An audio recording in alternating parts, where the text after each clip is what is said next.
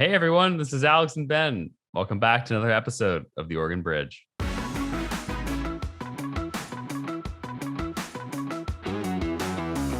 It will certainly be the most interesting governor's race in the entire country to watch. Betsy's within striking distance. Kotek, I think, probably is in the driver's seat right now. That's my best guess. National groups are definitely looking at Oregon on the congressional level. Why do polls matter? I don't think polls matter right now in terms of predicting the outcome of the election, but I do think polls have an impact on how organizations and donors allocate their support to candidates. The total raised for this race, I think we have to estimate, is north of 20 million.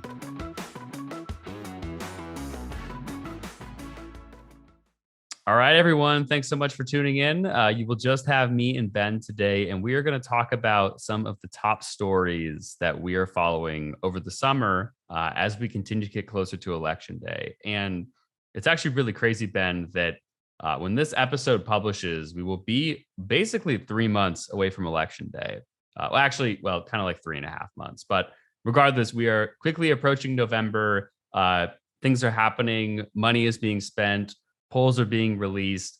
So let's go ahead and start with Congress, because I think that's probably what most people are paying attention to, especially with recent Supreme Court rulings. But then also there has been a number of announcements that there are national groups taking a look at Oregon, both on the state level and on the federal level. But let's go ahead and talk about Congress first. So the topic, Ben, that we had come up with today is, does the majority in Congress run through Oregon? So what's your take on that? So yeah, this is one of the stories that I am interested to watch this summer because there's a few different potentials. One is that, as I'm sure you hope occurs, Alex, that a large red wave overtakes many, many congressional seats and Republicans hold a solid majority. There's also a scenario in which it's a narrow majority on either side. Democrats barely hang on to control, or Republicans narrowly win back enough seats to have a majority. I think in the latter scenario, there's a very real chance that Oregon's congressional seats play a role in determining who has the majority. So of our 6 congressional seats, 3 of them could plausibly be won by either party. I think most folks, and Alex, you can disagree, would say that probably on the least likely to flip red would be CD4. The most likely to flip red would be CD5, and then CD6 would probably be somewhere in the middle. CD4, of course, outgoing Congressman Peter DeFazio. Current Democratic nominee is Labor Commissioner Val Hoyle. Republican candidate is Alek Skarlatos. In CD5, you've got Democrat Jamie McLeod-Skinner, fresh off a victory in the primary over the incumbent Kurt Schrader against former Happy Valley Mayor Lori Chavez-DeRemer. And then in CD6, Representative Andrea Salinas against Republican Mike Erickson. So what I'm going to be watching for this summer is 2 things. One, fundraising totals, because I think if there's a big gap in fundraising between any 2 candidates in any of those 3 races, I think it makes it incredibly less likely that you'll see outside super PAC spending on TV as we get closer to the election. That's number 1. And 2 is polling, because I think it's got the same effect. Like these national groups who could spend literally millions and millions of dollars, as they do in swing congressional seats in other parts of the country, is there public polling that shows the race is winnable for whichever side that they're supporting? And if not, or obviously they'll be conducting private polling as well, which hopefully we can get our hands on. But if there's not polling, if the fundraising isn't competitive, then I think they will probably take a pass on any congressional race that doesn't fit one of those 2 or both of those 2 metrics. That's what I'm thinking. How are you thinking about the races, Alex? I think that CD5, as you said, has the best chance of flipping for Republicans. And I think that Lori, who we've had her on the pod like 3 times now, and for transparency is a friend of mine. I think 1, she's run a number of highly competitive races already, right? So like she's not new to this at all. And 2, I think it was a huge blow to Dems to have the upset with Schrader. 1, Schrader has great name ID from running a lot. 2, he was just, a pinnacle of Oregon politics in a way that I don't really think any other candidate would be. Maybe like a Wyden or something like that. But there's kind of that whole thing to consider. And then 2 or 3, as we talked about, the national environment is very good for Republicans. It's pretty much made up in my mind as someone who used to do this professionally that Republicans are going to retake the House and they're going to retake the Senate. I think it would be, if Dems were able to hold on to one of those, I would think that is the nightmare scenario for Republicans, which of course, if you're looking at that from a Democratic perspective, you say that our dream scenario is not that great if Alex thinks our best scenario is to withhold one of the 2 houses.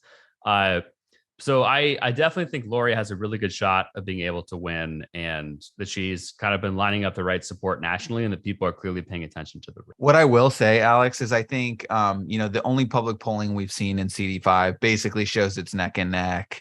538 does say that it's a 73% chance of Chavez-DeRemer winning. Those numbers are going to shift for sure, one way or the other. They're going to fluctuate probably between now and election day. If you're not a subscriber to the Liftoff newsletter, we'll link in the description. We're planning to do some deep dives on the congressional races, the governor's race, and maybe some other races as well, with all the available numbers, and some analysis on what to look for, what factors could matter, best case scenario for each candidate, et cetera, et cetera. And what I'll say about Jamie, just in brief, is very exciting candidate to the base of the party. The people who, if they don't vote, Democrats are in trouble. She does a great job of inspiring them. She's got probably a larger grassroots donor base than maybe any Democrat in Oregon, but certainly in the top tier of candidates. And she has this sort of rural appeal, which could matter in that district, particularly, this is the first time Central Oregon has been in a non-safe red district, I think in my lifetime. So I think Jamie definitely has some advantages as well. And I think it's going to be a very close race. But anyway, you were going to talk about the other 2 races, and then we should move on to the next story. Yeah, and I think if it wasn't Jamie or Schrader, that seat's like 100% lost. So I think, again, I still think Schrader would have put Dems in a better position, probably actually leaned the seat back to Dems. Maybe, though, I don't know. I mean, it's really bad national environment. But I think Jamie will still put up a great race, and clearly she's a well-proven fundraiser and a proven campaigner too. But yeah, moving on to the other races, I think those are less likely to be flipped, partially just because of the current partisan breakdown of what they both are right now. They're a little bit harder. And again, I just think Dems, I think our GOP candidates are good. I just think the real scenario I think we needed to win both of those seats is if there was someone who was very, very progressive, or someone who was maybe like a little bit fringe, but got like 33% in the primary versus a bunch of other candidates or something like that, and didn't really rally the base. But that didn't happen, right? I mean, we have Salinas and then we have Val Hoyle. So that's kind of unfortunate for the Republicans in that, because they're basically facing, again, 2 strong candidates. And the thing is that you have to think about this from a national perspective, right? Like national groups are definitely looking at Oregon on the congressional level, but there is swing seats in Florida, Ohio, Pennsylvania, Michigan, California, Texas, et cetera, right? And I literally was in the room, we were making these decisions. Like, they're looking at the entire map at once. It's not necessarily like they're just looking to say, oh, well, Alex in this district in Oregon or Washington or wherever, like he had one good poll, so maybe we should consider investing there. That's something that's taken in, right? But you have to consider the whole playing field regardless. So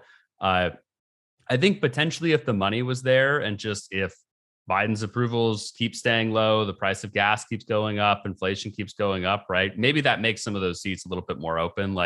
But I think you have to be careful, because the media likes to hype this stuff, right? That like, there was an article in Politico the other day that said, like, Republicans are making huge plays into this like heavy blue seat in Rhode Island. And just kind of as a political guy, I was like, good job to the press person who placed that story, but like, that's probably not real. That's not actually happening. So that's kind of something to consider. Like, read the media and read what they're saying, but like, look where the money is actually being spent, and like, look where resources are being allocated. So I think that's always the most important thing at the end. All right. So the second story that we're going to be tracking this summer, that I think most Oregonians are going to be tracking this summer, is the governor's race, and in particular, polling in the governor's race. Because right now, I think most political observers agree that the outcome of the governor's race is more unknown in 2022 than it has been in any cycle, at least since 2010, when Kit Sauber narrowly defeated Chris Dudley. And the reason why I say polling in particular is because the two most recent polls painted two completely different pictures about what was happening. So you had one poll that showed Kotek with 33%, Betsy Johnson at 30%, and Christine Drazan in third place with 23% with a 4-point margin of error. That was from, I think, from Johnson's camp. And then there was a poll from the House and Senate Republicans that painted a very different picture, with Drazan in the lead, a full 10 points higher than she was in the other poll at 32.4%. Kotek a couple points below where she was at 31.4%. And Betsy Johnson back where Drazan was in the other poll at 24.4%. So again, why do polls matter? We're not saying, like, I don't think polls matter right now in terms of predicting the outcome of the election, but I do think polls have an impact on how organizations and donors allocate their support to candidates. So Betsy's got a lot of high profile, big dollar donors right now. In fact, she's got $4.5 million in the bank. Christine Drazan is down at 1.3 million, and Tina Kotek is at about $500,000 in the bank. So the polling matters because at some point, those donors are going to have to decide whether they're going to double down on their initial investments in Betsy, or they're going to spend on other things, like we'll talk about later, the Oregon State Legislature, or congressional races, or insert other opportunities to invest political dollars. As long as the polling is the way it looks right now, which is, I think you could plausibly argue that, Betsy's within striking distance. Kotek, I think, probably is in the driver's seat right now. That's my best guess based on what I've seen, what I've known. But I think, we've talked to Reagan Knopp about this on the podcast. Like, people can oftentimes take from polling what they want to see. So that'll be the question: is what does the public polling that's available show? And then how does that impact institutional and donor behavior? How are you thinking about the governor's race, Alex? It will certainly be the most interesting governor's race in the entire country to watch, because we've had multiple. I think each candidate has released a poll that has shown either them winning or them in second, and then Kotek either winning or in second. So I think as last liftoff you put it, it was like everyone is in agreement that Kotek is the front runner, or like the second, or one of the two, race, or what? Well, one of the two, basically, yeah. Which, I mean, I obviously think is right. Both of those polls had a 4-point margin of error, so like conceivably they're all very close to each other. Like, some people on Twitter were acting like these polls made it clear that so and so was in a distant third, and it's like, that's not actually what the polls were saying. Well, and especially when you have three candidates, right? Because it's with two candidates, we could say, okay, Alex is beating Ben 51 to 49% with a margin of error of 4% or whatever. But with three candidates, we could have Alex at 33, Ben at 33, and Buddy at 33 with a margin of error of 4%. What does that actually mean? Does that mean Alex is actually 6 points ahead, maybe because he took some points from you and then also took some points from Buddy? Am I down 1 point and you're up all 4 and Buddy's down 3? Like, that's the even crazier thing with the margin of error piece with 3 actual competitive candidates. That will be interesting to see. I do think one thing we should bring up is that number that you had looked at earlier, which is that Kotek's cash on hand does not look so great right now, I think, compared to some of the other candidates. Yeah, I think it's definitely lower. What you do have to remember is there are some major institutional supporters, labor unions, progressive organizations, etc., who will contribute very large sums of money to Tina Kotek, as they have for Kate Brown, John Kitzhaber, etc.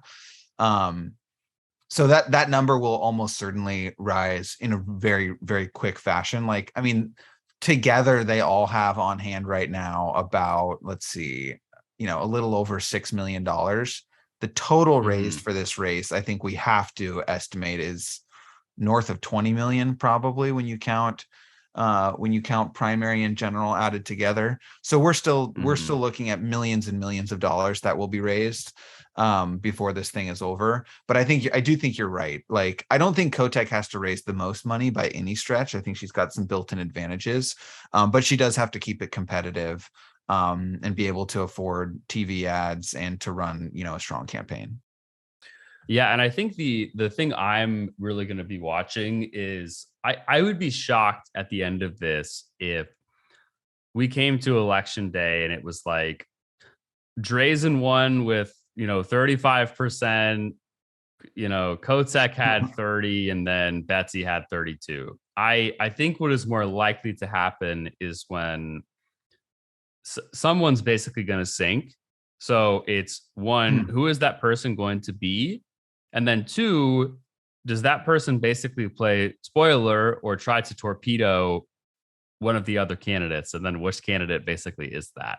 I think that's probably the most interesting dynamic of the race. And I think is what will probably happen. Again, I could be totally wrong. I think literally nobody knows what's going to happen, and we'll need to get closer to election day. But that's really what I'm starting to pay attention to and trying to look out for, is who is that first person to start slipping? Because one, like, as you said, the lobby and the organizations, the political people, they're going to see that, right? If Drazan starts slipping down into 19, 18, and she's not moving up, people are going to, potentially look at Betsy on the right, I think. But then if Kotek or Betsy starts slipping, what does that have to do on the Dem side of the race as well? That's what I think will be most interesting to watch over the next couple of months. And that's what I think we'll probably find out by the end of the summer, and it more so into the fall, is this a two-person race? And then who are those two people? And people know my politics, so if you think I'm biased, then you can ignore my perspective here. But there's no way that Tina Kotek is the one who sinks in third place. Like, the floor for Democrats in Oregon is much higher, I think. And so really the question is, if you're a Republican who's tired of losing, do you think you have a better chance of winning with Christine Drazan or Betsy Johnson? I think that's the real question. And yeah, so could you imagine a world where this becomes a head-to-head between Betsy and Betsy and Christine Drazan? There's just no way.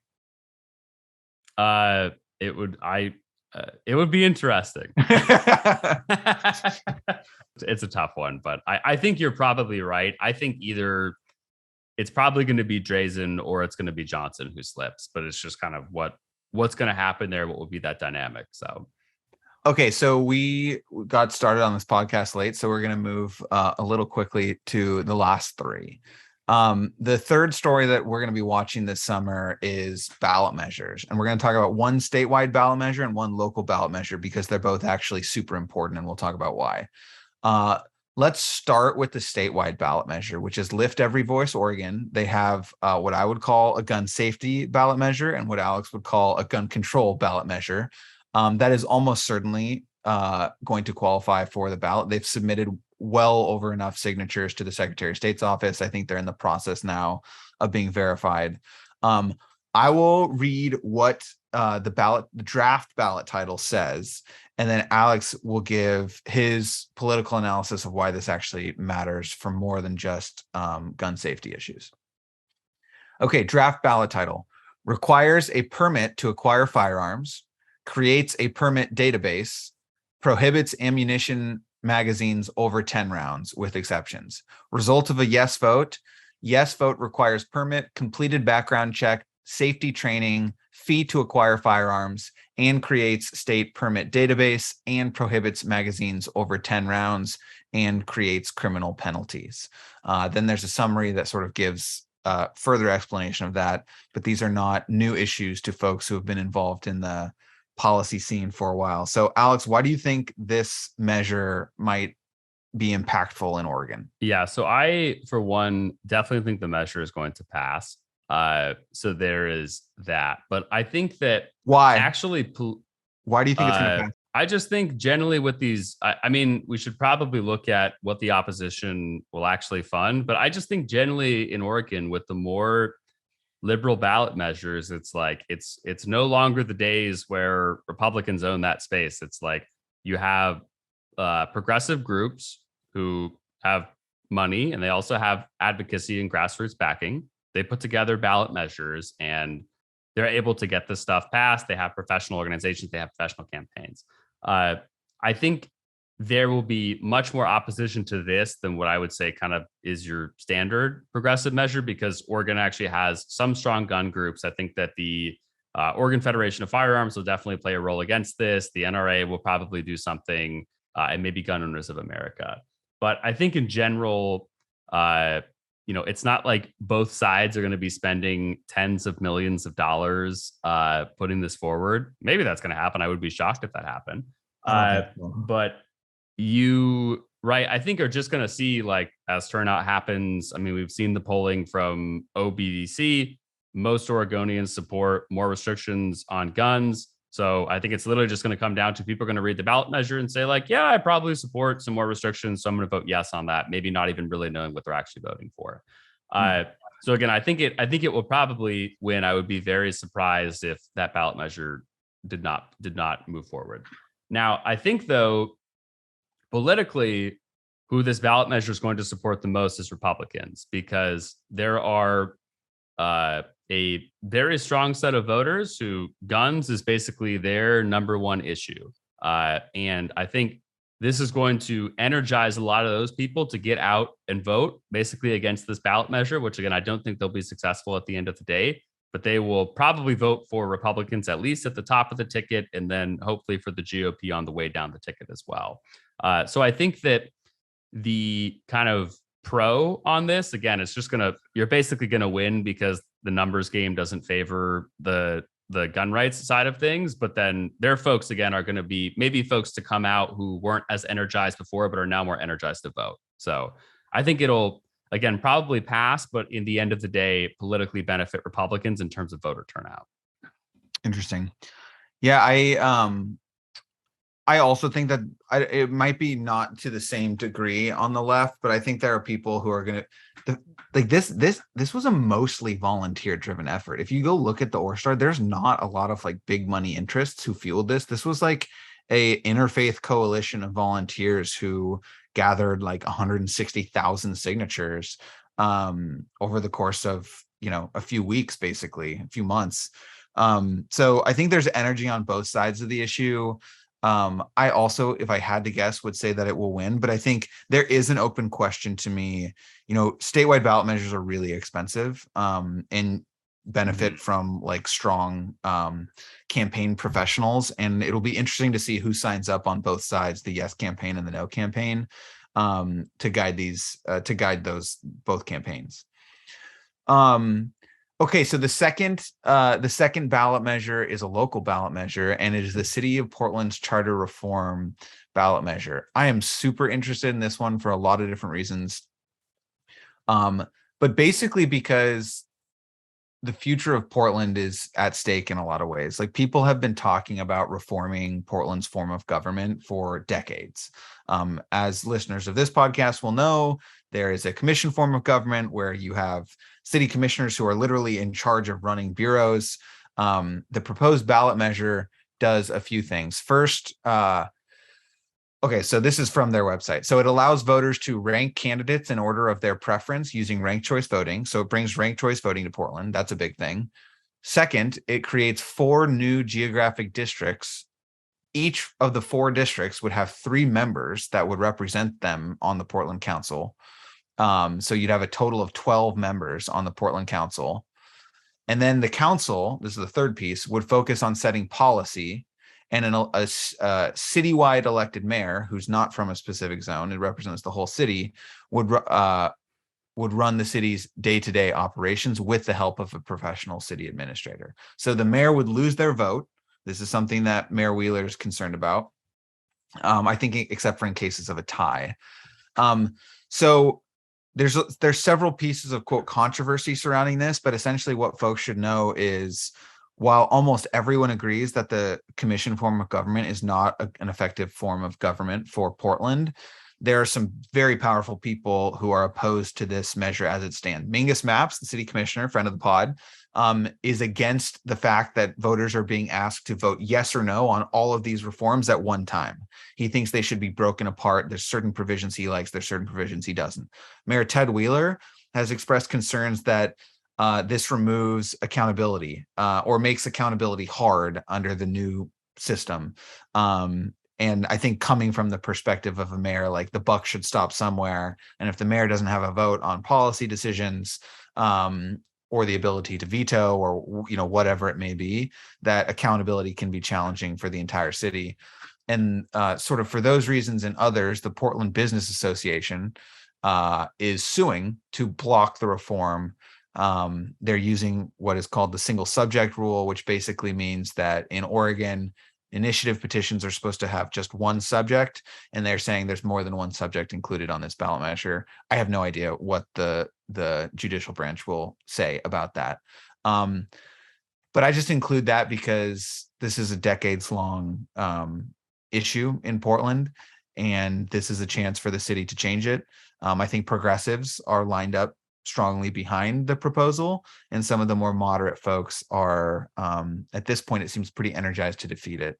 Alex, any comment on that before we move on? Yeah, I do buy Commissioner Mapp's argument that it is a lot of stuff to vote on basically at once. And yeah, this issue has been interesting to see play out because, as you said, everybody wants reform. It's just like, what does the reform actually look like? And there seems to be so many semantics and so many different factions that are potentially even just opposing little pieces of the broader reform, but not against it overall. That it just makes it's really politically interesting and very dynamic. So yeah, definitely something we're paying attention to going forward still. All right. Item number 4 on our top 5 stories we're going to be watching this summer. Sports with a Z. Alex and I, very well-known sports connoisseurs and experts on this podcast. I say jokingly, however, we do want to have a sports episode where we talk about the intersection of politics, economics, and sports. This is actually a big deal in a state like Oregon. 2 big sports stories. One, do the Blazers ultimately get sold, or is there movement in a potential sale of Blazers, which I will just caveat by saying, as of now, it does not look like there will be, but who knows? And then the second is, where does the University of Oregon and Oregon State University end up in terms of conferences? Do they stay in the Pac-12 / Pac-10 / Pac something else? Do they move to the Big 12? So yeah, so those are the 2 stories, Blazers and collegiate sports. They both matter on an economic level at in massive proportions that are actually sort of hard to quantify. Just the TV deals for the universities, like depending on which conference they join, has tens of millions of dollars implication for the university budgets.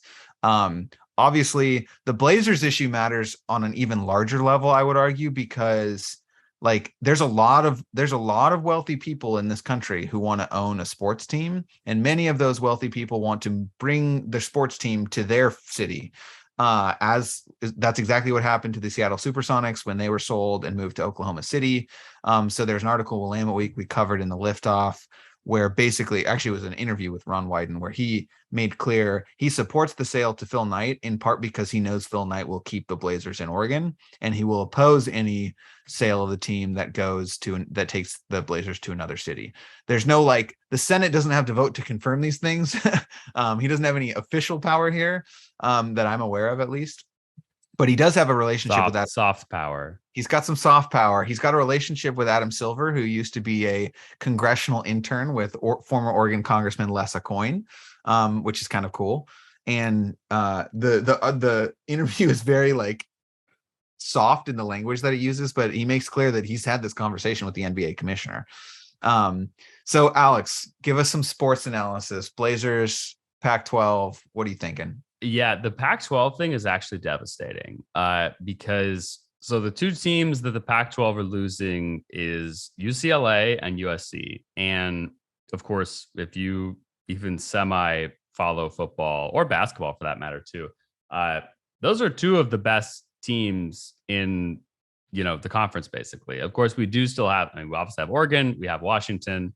You could even say we have the Beavers. You know, you're supposed to laugh at that, Ben. Come on. I did. But more importantly than UCLA and USC being good, what is actually at stake here is the Los Angeles media market for television deals. Because if they leave the conference, which they have, the number of households that are reached by the Pac-12 media market in a purchase by like ESPN or Fox or whatever is literally tens of millions fewer. And that's why it basically means U of O and OSU will get less money. That was not necessarily my reason, but that is a good point.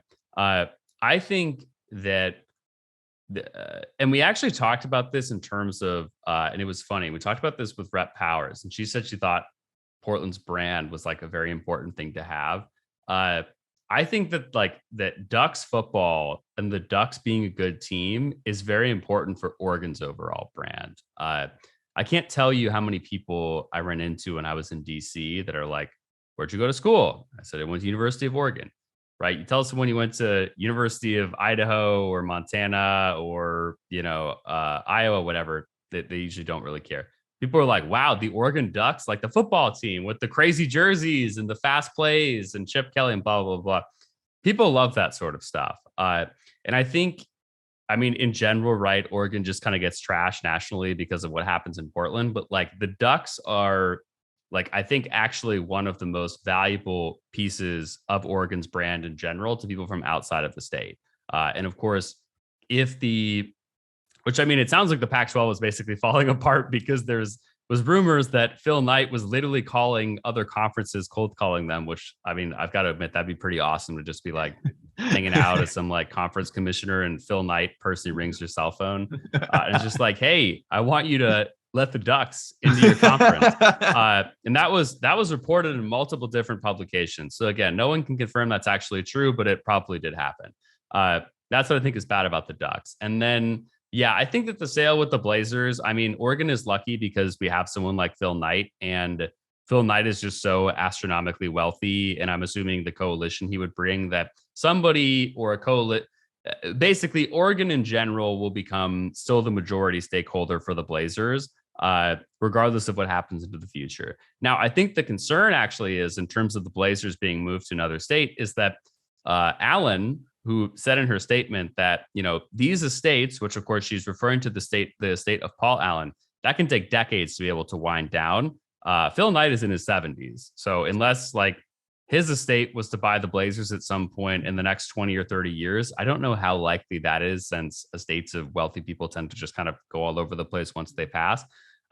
Who knows what could happen to the Blazers at that point? But if it is able to happen in the next couple of years, I think, yeah, Phil Knight will gobble it up. There'll be no problem. The Blazers will still play in the Rose Garden. So quick fact check. Phil Knight is 84 years old. I was 14 years off. Yeah. So A, there's that. B, in fact, you found this article in the New York Post, obviously a national publication with a large readership. They had an interesting story about this, which apparently, I think I'm going to try to find the tweet from you. You should pull up Damian Lillard's Twitter, because I think he disproved or said that one of these statements isn't true. But this is a direct quote from the New York Post article. According to Larry Miller, who's a former executive with the Blazers, Jody Allen even refused to take Phil Knight's call when the Nike founder, who had an estimated fortune of $54.5 billion, put the initial offer together. Here's the direct quote from Miller. "She did not take Phil's call. She deferred him to Bert." Then the next paragraph says, "She has also refused to talk to Blazer star Damian Lillard, who reportedly has had issues with the way the team is being run," the team source claimed. I believe Lillard has said the second thing is not true. Did you find it? So, Ben, I wasn't able to find it on Twitter, but I did just pull up an article on NBC Sports that Damian Lillard did in fact deny that the Trailblazer owner Jody Allen ignored his calls and emails. So, okay. So yeah, he did release a statement that basically said that is not true.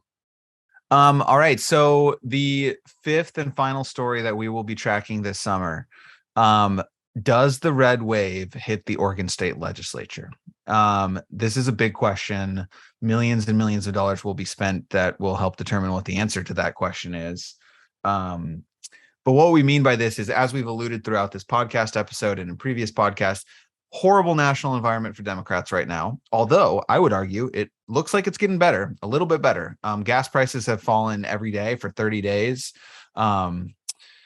Hopefully there's going to be some movement on a reconciliation package from Senate Democrats, although Joe Manchin might have some other ideas on that. We'll see what happens at the national level. But even in good or relatively good first year midterm elections for in a president's first term, it's almost always bad for the party in power. So that being said, everyone's sort of predicting this red wave, much like we saw in 2010. In 2010, the red wave was so significant that Republicans actually tied the Oregon State House. It was a 30-30 split between Republicans and Democrats. There was a co-speaker who was a Republican and a co-speaker who was a Democrat. And they came really, really close to doing the same thing in the Oregon State Senate. Democrats held a narrow majority in the Senate. So, Alex, what do you think? Oregon State Legislature, how does the red wave fare in this state? Looking pretty good. And we also recently heard that the Republican State Leadership Committee, which is basically the political organize. So you have the RNC, right? That's the Republican National Committee. You have the NRSC, the NRCC, which is the National Republican Congressional Committee that focuses on Congress, of course. And then you have the Senate, whatever. The RLC focuses on state legislatures, and they just recently named Oregon as one of their top priority states. Now, the reason that I think that is going to come with investment is because there was absolutely no need or no reason for them to name Oregon as one of their top priority states unless they were actually going to do something. That doesn't really feel like a fake jab or anything like that. And that, of course, came from the organization itself, not some sort of random media article. So, yeah, I think it's looking pretty good. I know that before we did have Reagan to go through some of the different primaries and things like that. And I mean, he was pretty impressed with the flock of candidates that the GOP was able to have now.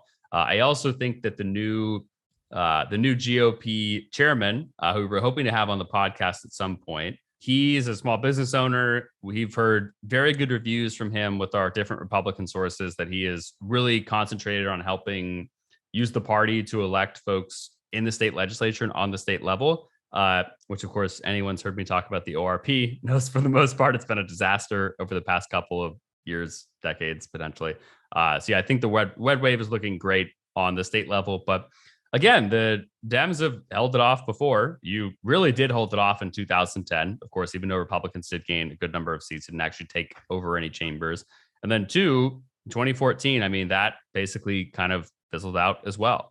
So, we'll see what happens, but I think this year is looking good for the GOP. But Oregon Dems have been very resilient in their ability to keep winning elections. Well, and what people should remember too is that this is the first election with these new maps. So these are not the old districts. I will say, and again, Democratic candidate for the state legislature, you all know where I come down on most political questions. I think it's going to be a very tough road for the Republicans. So I think what was the generic? I think that in the generic ballot, Republicans were leading 4.7%. I don't actually think that there's definitely not enough House seats where a 4.7% overperformance by Republicans wins them a tied or majority seats on the House side. Like, definitely not. On the Senate, I don't know the numbers well enough, but basically the seats up for grabs are, well, up for grabs is a generous term, but like the competitive seats where people will be spending money are Oregon City with Bill Kennemer and Mark Meek, Kim Thatcher's seat, who's running now against Rich Walsh in the Salem area, another Salem area seat held by Deb Patterson being challenged by an incumbent state representative and Representative Moore Green. And then the Medford Ashland seat, where Jeff Golden, the incumbent, is running against the mayor of Medford. There's some others sort of around the edges. Some people would say Betsy Emerson Johnson. Levy seats too, I would say. That's a House seat. 53. Oh yeah. You're talking about, okay. Yeah. So that, yeah. But so then you've also got maybe Betsy Johnson's seat. Some people would say is competitive. Maybe the Senate seat where I live, which is a new one between Aaron Woods and John Velez. But really it's those core 4 seats. The question is, is 4.7% overperformance enough? And does that number hold, or does it get worse between now and the election? I think I understand why Republicans would target Oregon. I think it is plausible. I would not be shocked if they did tie in the Senate, for example. But I think it is more likely, as of today, with all the factors we know today, that Democrats will retain a majority in both chambers, although probably smaller than what is currently there. But I don't know. I haven't seen any polling on this. This is just me hypothesizing based on, all that I've read, all that I know.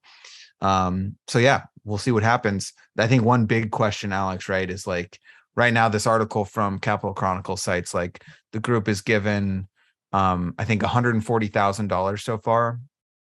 That's a drop in the bucket of what will ultimately be spent on these legislative races. Does that number get up to 500,000 or $1 million? And do those investments attract other donors to contribute to Republicans? Yeah, so we'll see. Well, I mean, it's also, where is the money spent, right? In the sense of, I know from having worked on this nationally, there was some races that the NRCC spent money on in 2018 that every other group was like, what are you guys doing? Please give these millions of dollars to this race, which we are all focused on. One of the races I'm thinking of was one of Virginia. I forgot what her name was, but she got absolutely smashed in the election. The NRCC wasted millions of dollars on the race. The money's going to be there, I think, right? But are they going to pick the winners? That's always, I think, a little bit up to deliberation, because there's things that folks are seeing on the state level versus what the folks who are in DC, who have the big map in front of them, who are literally looking at these from a high level, saying money here, money here, money here. And does that connect, does that kind of come together nicely? And the answer can be sometimes. So that'll be interesting to see as well. Yeah. And then the final thing I'll say too is and this matters less today than it did 10 or 20 years ago. But it still does matter who the actual candidate is and what that candidate runs on and how they voted, if they're an incumbent. All those factors actually matter. And I think both Democrats and Republicans would make their case for why their candidates are stronger or the other sides are weaker. But there will be races I think Tim Knopp, not on the ballot this time. We'll use Tim Knopp. Tim Knopp vastly overperformed in his Senate district what Republicans would be expected to perform in that district, and by a large number. I don't remember if we actually talked about that on the podcast or not, but there will be different candidates who overperform expectations in their district. Betsy Johnson was another one who consistently overperformed in her district because of their relationship to the community, their profile, their voting record in office, et cetera, et cetera. So I will say this is not just a numbers game of how much money comes in and what are the demographics of each district. It does matter who the candidates are, what kind of campaign they run, and what kind of ties they have to the community. So more to come on that front. Alex, any closing thoughts before we end this episode? Yeah, I've been seeing some polling, Ben, that your race isn't actually going so well. Oh, yeah. What does the polling say? Yeah, Ben's in a plus 30 district, but it's neck and neck from everything that I've seen. Neither of those things are true. But yeah, thank you for keeping tabs on my district. We deliver fake news sometimes on this podcast. It happens. You deliver fake news. You are fake news, Alex Titus. That's true. I'm the only responsible one for misinformation. But everybody, thanks for listening. Please make sure to hit the subscribe button if you haven't, and give us 5 stars. And then definitely do look out for those analysis pieces that we're going to be covering on the Liftoff and on the website shortly. Those will be paid posts, so if you're not a paid subscriber, you will be able to access those once you hit that lovely subscribe button there too. So everybody, thanks again for tuning in, and we'll see you in the next one. Thanks, everyone.